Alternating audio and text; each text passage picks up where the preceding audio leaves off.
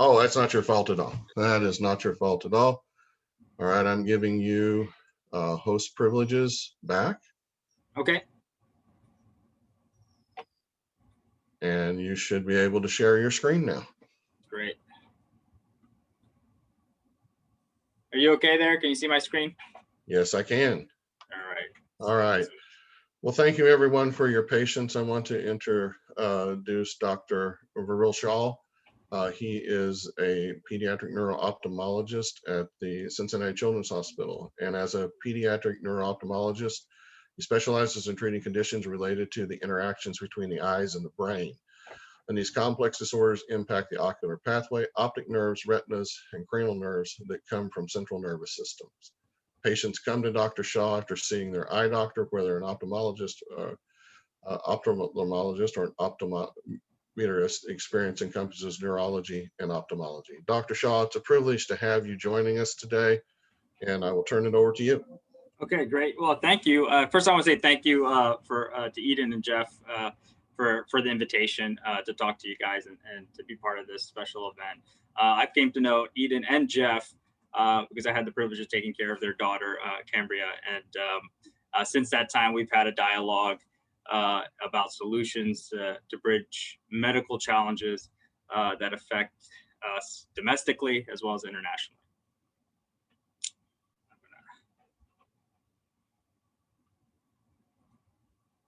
Move it along. There we go.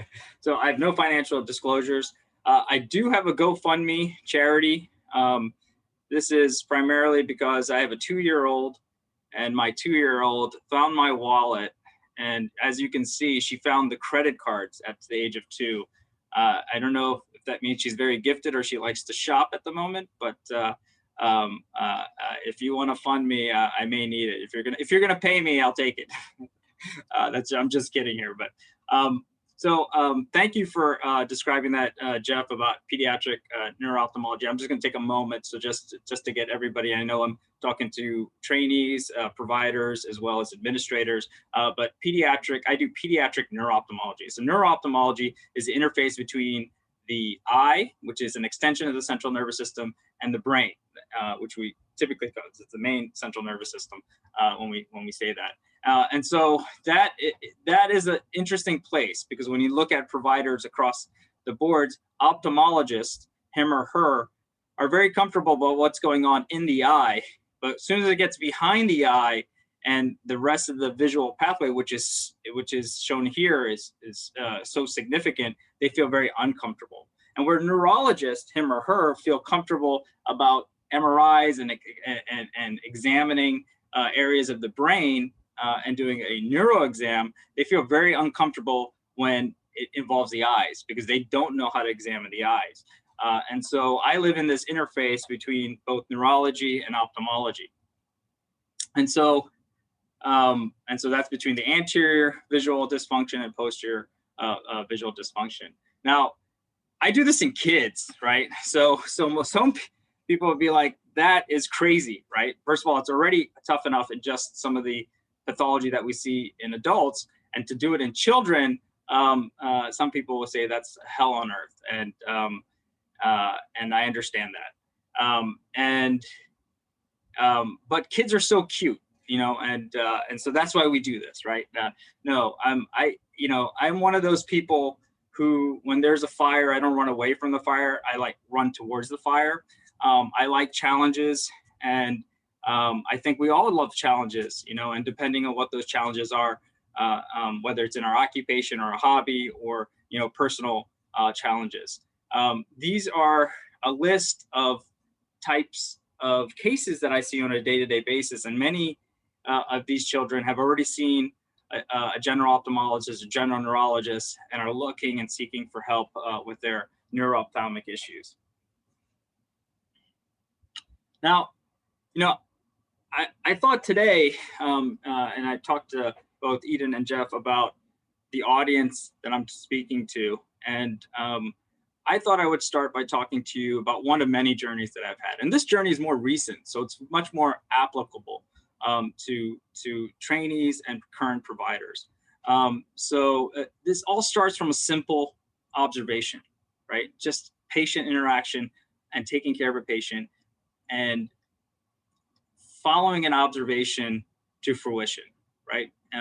It's very easy to be complacent about clinical observation and just say, oh, I don't know, and then go off with someone more senior or what's done practically or commonplace, but you haven't really answered the question, right? And so it all starts with a conversation, observation, and typically most medical discoveries, conception, ideas, changes in clinical patterns happen from observation. So, so I'm going to start with a case presentation, and this is everything about this is true, okay? In this terms of a case.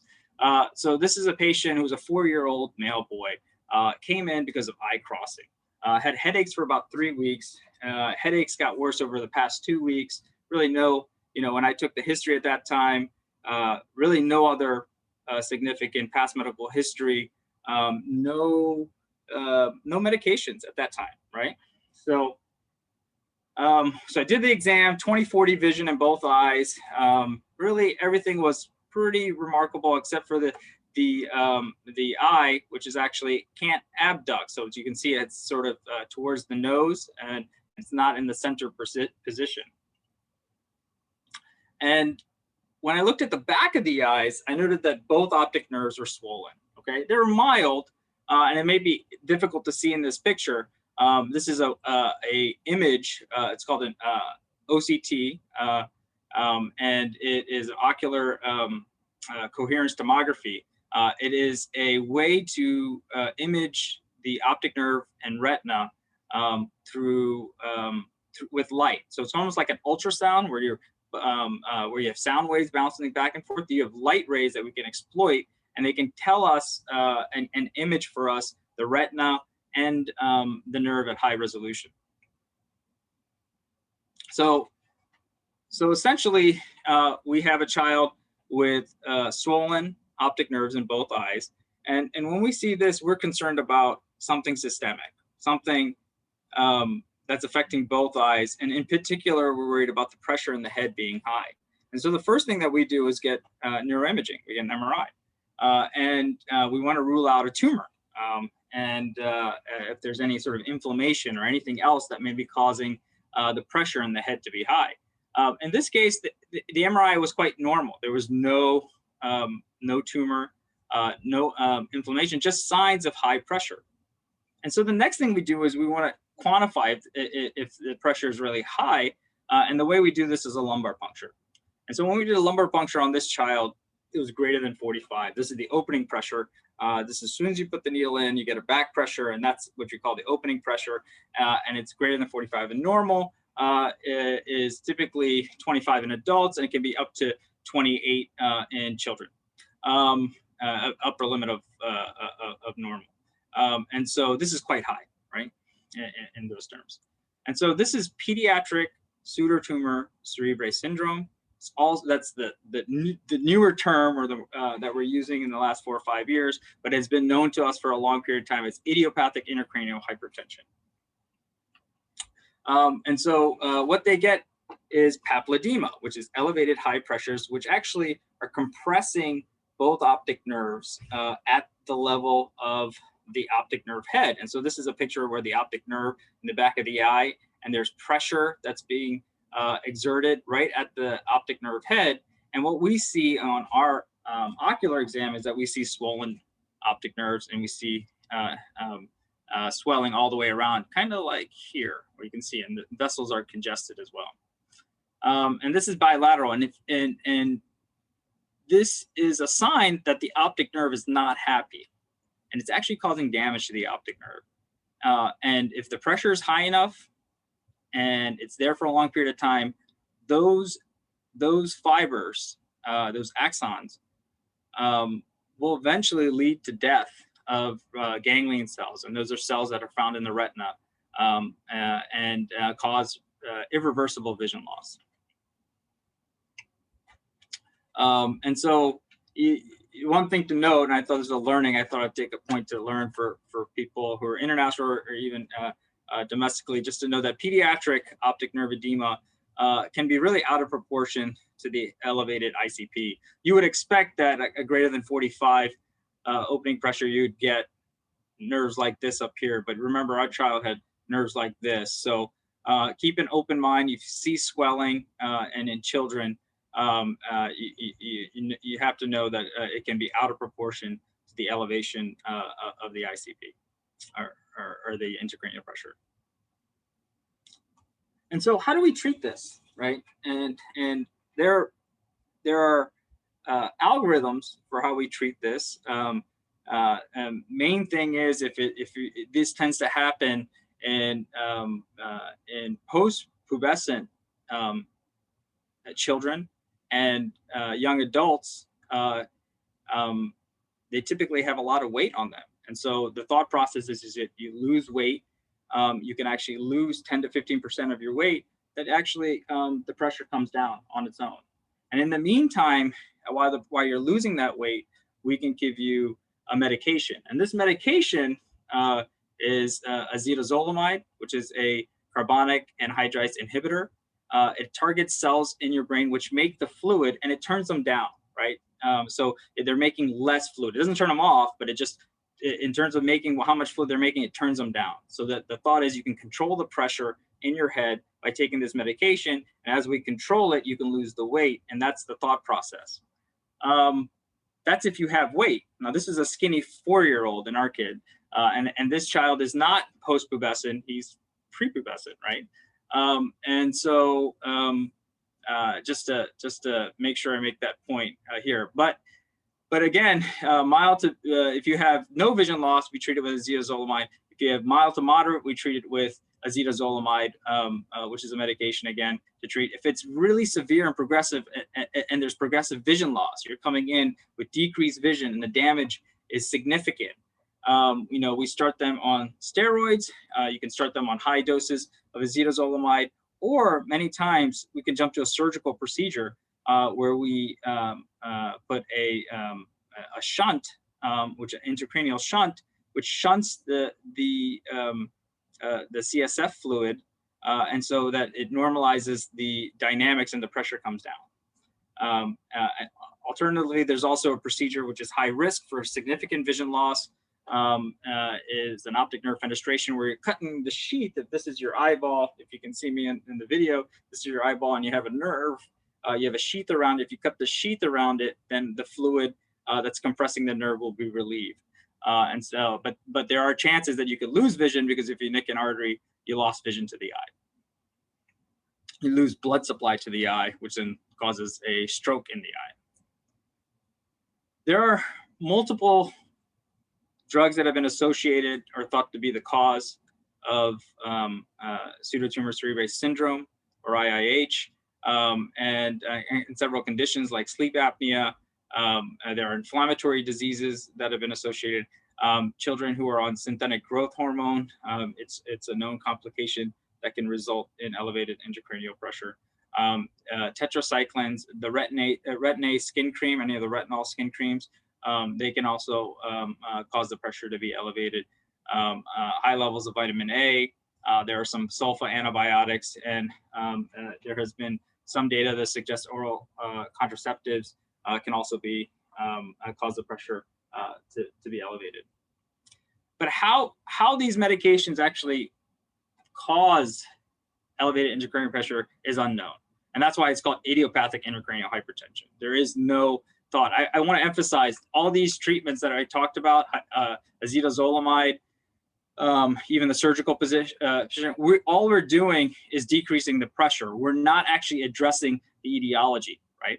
So it's kind of like, if you have a fever, I'm going to give you Tylenol, but why you have the fever, I'm not sure, right? I mean, I just know if I give you Tylenol enough times that you're going to get over the fever, hopefully, or we can, make some lifestyle choices so you don't get the fever, again. So that's the analogy to what we're doing here in terms of treatment. There are some hypotheses about what may be going on. The thought process is there decreased absorption of the fluid, and so there's a backflow, and that's why the pressure got elevated? Is there increased CSF formation? And that's what we're treating, because we're actually giving acetazolamide to decrease more fluid, and so that can go down Or is there endocrine issues that have been found in a few patients that may be causing it? We know that when we give synthetic growth hormone, they get it. We also know that when we take steroids away, they also get it. So it sort of suggests, is there an endocrine abnormality? Now, let's circle back to my patient. So for 2 days, typically what happens is you do a lumbar puncture, you bring their pressure down, you put them on acetazolamide, and you're controlling their pressure, and you watch the swelling of their nerve get better, right? And you sort of wait it out for some time, and they develop out of it. This is what typically happens, and that's what people are doing. That's how people address this issue, and it's been going on for many years this way. Okay, 20, 30, 40 years this way. But something was atypical about this case. After 2 days of improvement, things started to get worse again. So that's okay, that happens. So what we do is we increase the Diamox, the acetazolamide treatment, and we increase it and we titrate it up. And he continued to get worse. His symptoms were getting worse, even though I was going up on the medication. And that's not right. Something's not right here, right? So I went ahead and repeated a lumbar puncture, and when we repeated, it was greater than 45, right? Again, so I'm giving him medication to control his pressure, and it's not even touching him, okay? So I circle back, and this is something that's a learning point. When things don't add up, there's nothing wrong with circling back, retesting things, re-asking questions that you may have asked the first time that was not that may have changed, or something new came up in terms of the family remembering something. And the trainees know this all too well, because the trainee will go in, ask questions, and the family says a response, and then an attending or a fellow goes in, or someone higher goes in and asks the same questions, and they got a different story, and they're like, hey, didn't you ask these questions? You're like, I totally asked these questions. And but it's like they remembered in the downtime that he was asking these questions, maybe actually we and then they actually disclose it. So I went back to the mom and said, hey, wait a minute, you got to tell me, is he on any medications? Is he on anything I need to know about, anything? And she goes, you know what, I forgot to mention, several weeks ago we stopped the medication because he wasn't gaining weight. And so one of his GI doctors had tried one thing and it wasn't working. And so they tried this other medication, and it was Megestrol. And they tried it for about 3 months, and there was really no improvement to his appetite. And so they took him off that Megestrol. And I was like, well, that seems like a steroid to me. What? And I said, oh, wow. So that is something that is so significant that I need to do. And so I did what anybody does at that point when mom tells you that, hey, there's my child was on Megestrol. Well, I did Google, right? Because I don't know Megestrol. That's not in my field. I don't prescribe that. I just need to know more about that medication. And when you look up this medication, you find out that it's a glucocorticoid like activity of Megestrol, and that in many and it's what it's used to treat. Interestingly enough, is cachectic HIV patients or cachectic terminal cancer patients, because they don't have an appetite, and they put them on Megestrol to stimulate an appetite. So it's really an odd scenario that after failing primary, secondary, and tertiary medications thought to increase a child's appetite, a doctor decided to put him on Megestrol, and it's a progesterone-based appetite stimulant, and there are many cases of it causing adrenal insufficiency. So I circle back to our patient, and I talk to my endocrine service. So I cross disciplines, explain to them my concern, and as this patient was admitted for that LP, I said, can you please check and to rule out adrenal insufficiency? And so they did a cortisol stimulation test, which is where you give cortisol, and cortisol is your stress hormone. We all make it. You give it and you respond to it. And they did a stimulation test, and his was quite abnormal, like severely abnormal. right? He was severe adrenal insufficiency. That was his diagnosis after the testing. And how do you treat that? Well, you give hydrocortisone, which is actually just a little bit of steroids, not pathological amounts, not high doses of steroids, not steroids that you give for trauma, not steroids that you give for optic neuritis, not steroids, just a little bit to replace what your body's not making, right? Kind of like if you have thyroid and you're hypothyroid, you're only supposed to be in enough synthyroid to replace what your body's making. If you give too much, you'd be hyper, right? So we gave him that medication. His symptoms in 1 week resolved, right? So for something for 2 weeks where I've been trying to control his pressure, titrating Diamox to high levels, which should control the pressure, it was not touching his pressure. And putting him on low doses of steroids changed everything. If in any other institution, and this has already happened in the world, if this diagnosis was not made, he would have had a VP shunt at this point, because he's had two lumbar punctures greater than 45, and he's symptomatic. Someone in a child would have put a lumbar puncture in this child. And so it's this power observation, right?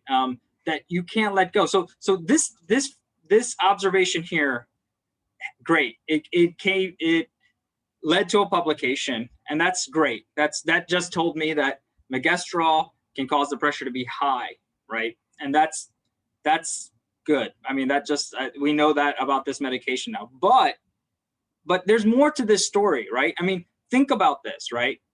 How did just peanuts of steroids resolved everything, and high doses of Diamox didn't touch him, right? High doses of acetazolamide did not touch him. That Diamox is the commercial name for acetazolamide. So sorry, I'm going back and forth. But how come high doses of this did not touch him? And then just a little bit of steroids resolved him completely, right? And adrenal insufficiency, how many of these kids that I'm seeing at this age group are actually adrenal insufficient? And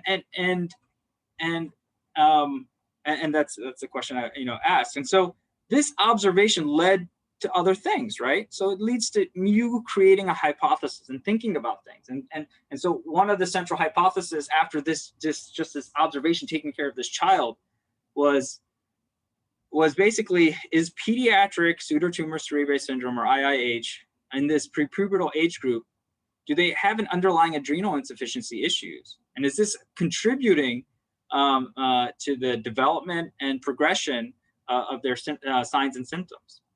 And then also, is there any identifiable sources of their adrenal insufficiency that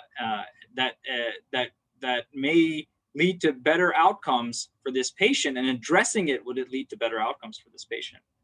So we went ahead, and that led to the next several studies that we did. And so, and this is all in the past year and a half, putting this together. And so we did a retrospective. We looked at, in our institution at the time, I was at Texas Children's Hospital. I looked at a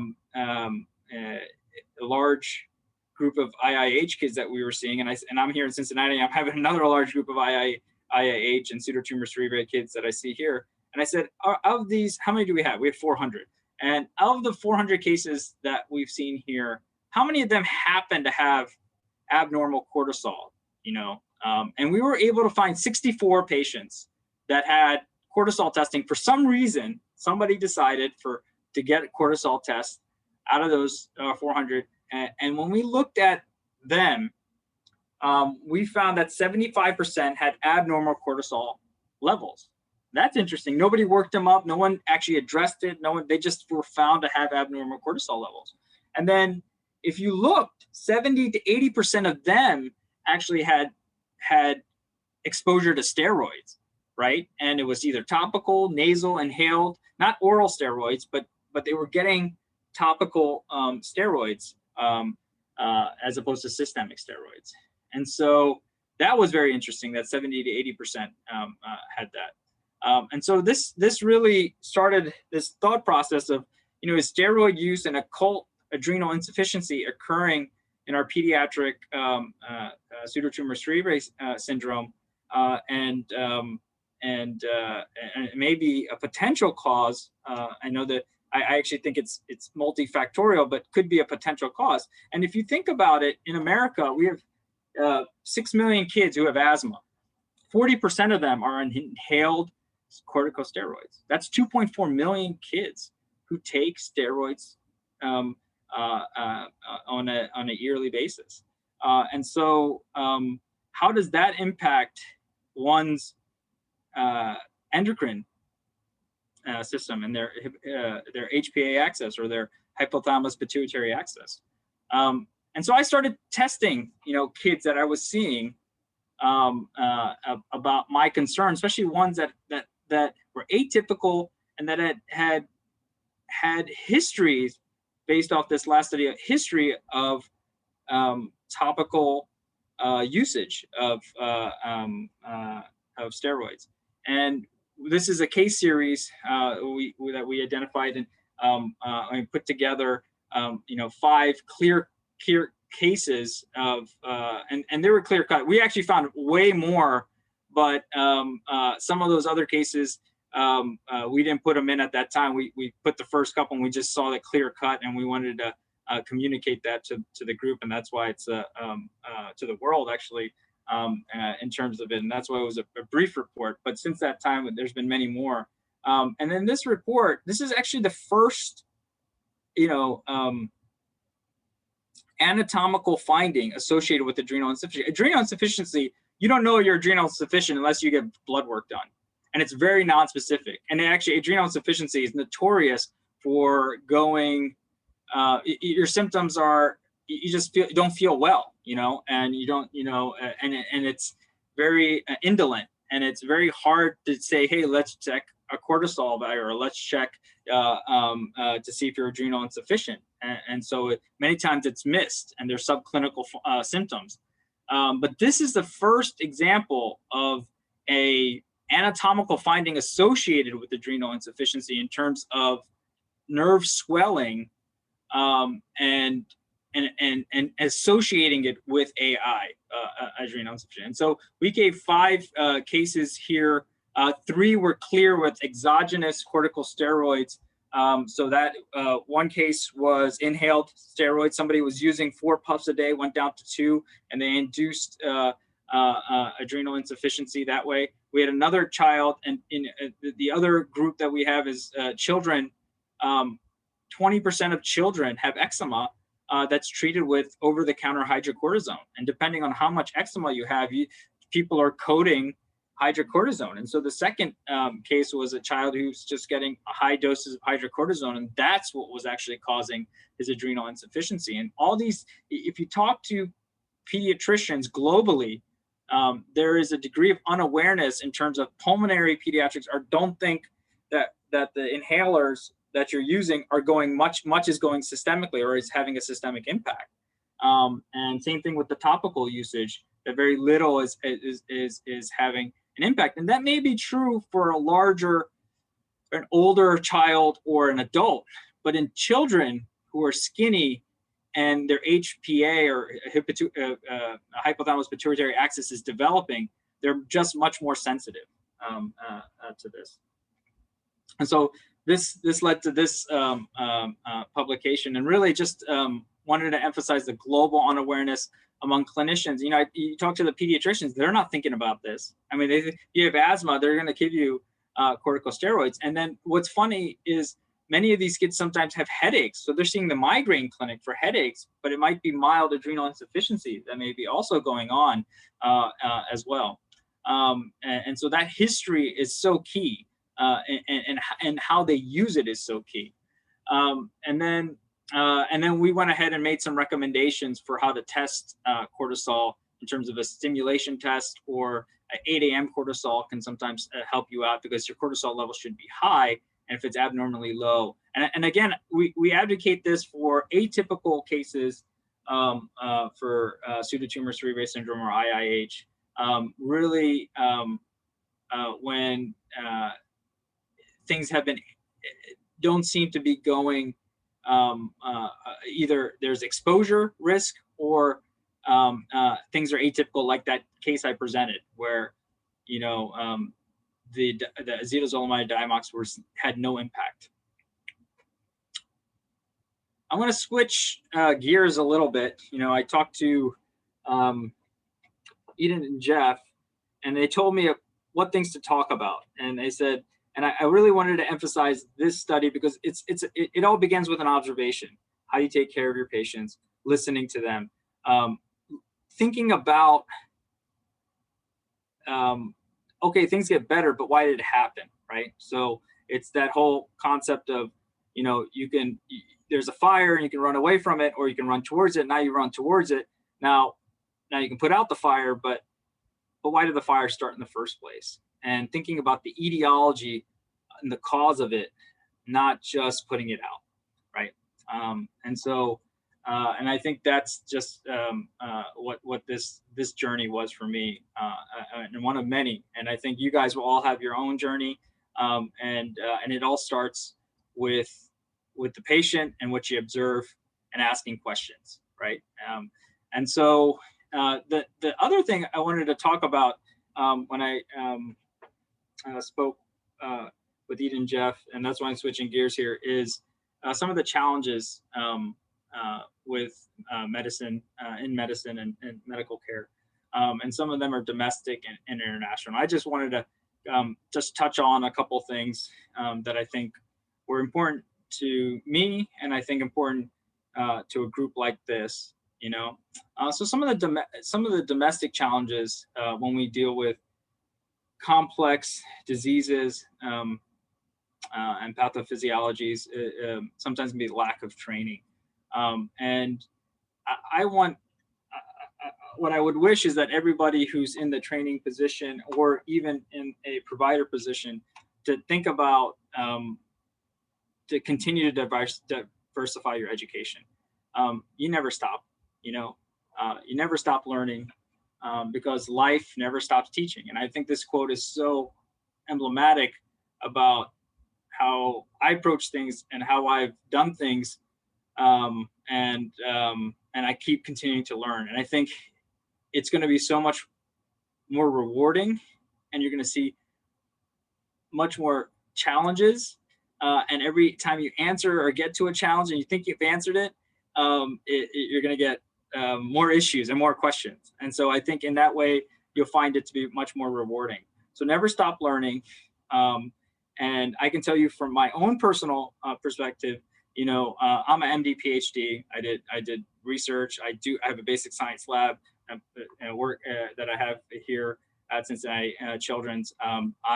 As a attending, I went to London to learn how to do electrophysiology on my children. So I know how to personally do electrophysiology, and I do it actively. And I have an electrophysiology service, which I started at Texas Children's when I was there. I'm starting it here at Cincinnati Children's since I've been here. I was interested in eye movements. I started an ocular motility lab here. I was interested in genetics, and the genetics that you get in medical school and training is basic genetics. It's not the genetics that we use in a practical sense in terms of seeing our patients and what to order. And most physicians, him or her, they don't have that genetic background. They're going to defer to a geneticist, or you can defer. And there's a lack of geneticists in the world globally, lack of genetic counselors. And so the burden's going to fall on the physician many times, on the provider, him or her, on how to deal with it, because the world is going towards genetics. And so if you didn't get it we don't get it well in medical school. We get the basics in medical school, but it's much more complex than that.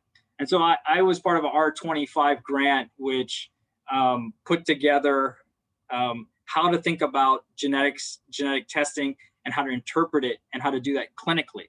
And so I did that as an attending and to teach and understand the online tools. And I'm actually a course director of a program in the Academy of Ophthalmology. And we do it every year where we go through examples of genetic findings. Ophthalmologists in general, specialists or not, can look at an eye and say, this looks like a genetic issue for the most part, or can identify it. But where's the next steps, right? And in our field in particular, the first FDA-approved genetic therapy for an ocular disease was approved several years ago.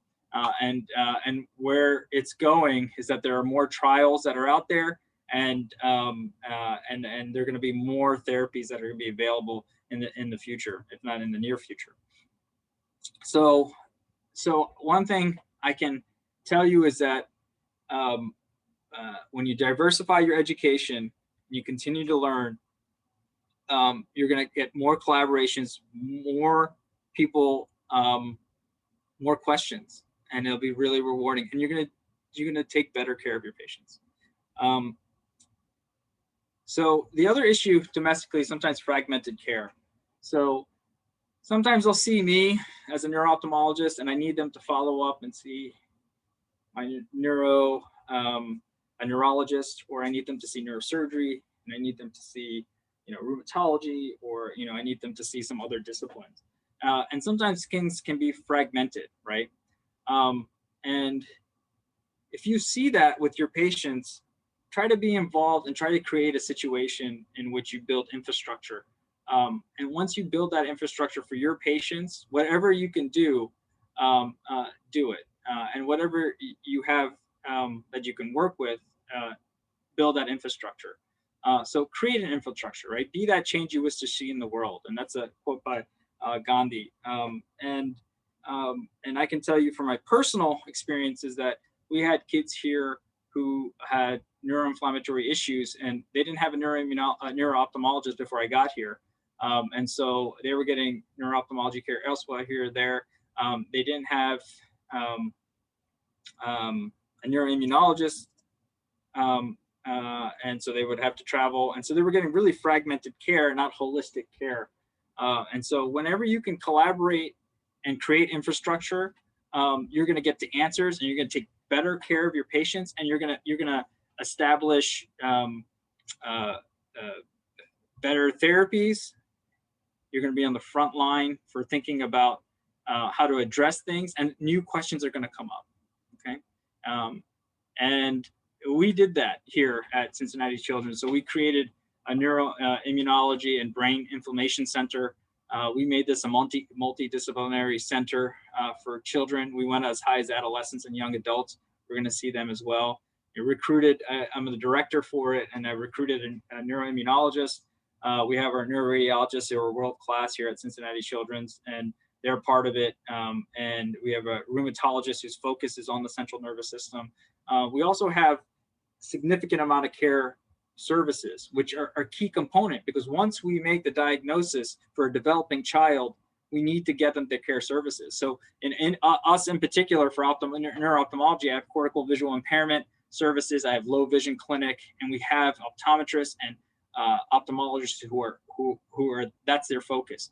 And we have psychologists, behavioral psychologists, we have pain management for these. So we can get our kids, not just for the diagnosis, not just for the infusion or treatments, but we get them that holistic care and management and a consensus among our group. So we meet, we do a coordinated multidisciplinary clinic approach. And I can tell you, it's the goal when we started this was say, let's aim for about 50 patients for the year. It doesn't sound like much, but 15. We started in January, just this past January. After about 5 months of just putting it together, 5-6 months of putting it together, we started in January. I have 18, and it's only been 5 weeks, 5-6 weeks since we started. And so I imagine, I think if you build an infrastructure, you build a network, partnerships, if you build it, they will come, and so it's like that field of dreams. You build it, they will come, and it's about giving that holistic care. And finally, physical barriers. I actually really I love this. I love Farsight a lot because I think simple pictures and say a lot of things. So this is a picture of Einstein, and it's a realization as he's working on his theory of time and relativity, that time equals money. And that's how some people think, and that's how administrators think, and I think that's part of their job to think that way. But that's not part of our job to think that way. I would say never settle. Never settle. If you can see things that are better, if you can take better care of your patients, you need to voice that. You need to pull for it. It may take a year, may take 6 months, but when it's created, it's going to be magical, right? And so just never settle. Never settle for subnormal, for average health care for your patients. Always, fight that, and don't let insurance authorization deter you from getting that patient the care they need. I've had many battles for genetic testing, for imaging, and I think if you fight that fight, you just don't settle for it, because then you're settling for subpar care for your patients. Internationally, I think I have a few more minutes. Internationally, challenges. There are resources in some areas. Some areas have the resources, but it's sometimes the geography, the ability to grow, maybe limited if it's an urban area, or if it's a more rural area, the ability to build something may be more difficult. There are sometimes cultural barriers. There's sometimes misinformation about things as well.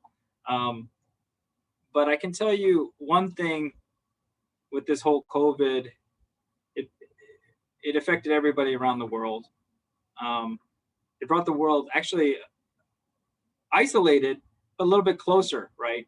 In terms of healthcare, in terms of telehealth and communications.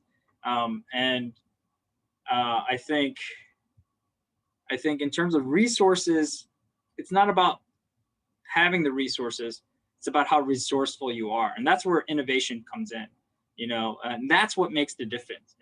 You can get a bunch of machines, I always feel like I need one more thing, but I mean, you can always feel that way, but the machines that you have, are you using it? And the creativity is, if you don't have machines, what can I do? What are other aspects or other things I could do? And that really, being on the fringe, is where you see the most creative things, the most simplest things that make significant changes in terms of your patient care. In terms of the what I was mentioning before about the COVID and we're isolated, I think this is a Zoom world now, or everything's telehealth. I think that's going to stay. I think we can reach more people, and I think internationally, I know things are happening domestically, at least here in America, that way. But internationally, if I can have our conversation with my relatives abroad, playing a scavenger hunt game for an hour with all of them, I think I can't imagine why for patient care, patient well-being, people we care about, we can't cross barriers and offer advice, care, and support and knowledge to each other, and to get all our patients in a better place. I think both challenges can be really implemented by having a team. And so this is my team at Cincinnati Childrens. This was my team before at Texas Childrens. These are some of my colleagues and my friends when I was at Texas Childrens. I haven't got a picture for all my friends here at Cincinnati, so I feel bad at the moment, just because I think it's COVID hit when I got here in February, so I haven't got that group picture. But this is my team. We've been active despite COVID and seen about 1,000 kids. What I do, I can't do telehealth, so I really I have done very little telehealth in general. But giving advice and talking about it abroad, I've done that multiple times. And it's not only the work team, you need a balanced life. And this is my last message for all the trainees and providers, but you need to have that, team at home, back you up at all places. And these are things that help me deal with the complex patients that we see. I love what I do, and I hope some of my words were helpful. And if you have any questions or anything, feel free to email me. I'm at Cincinnati Childrens. And thanks again, Eden and Jeff, for this opportunity.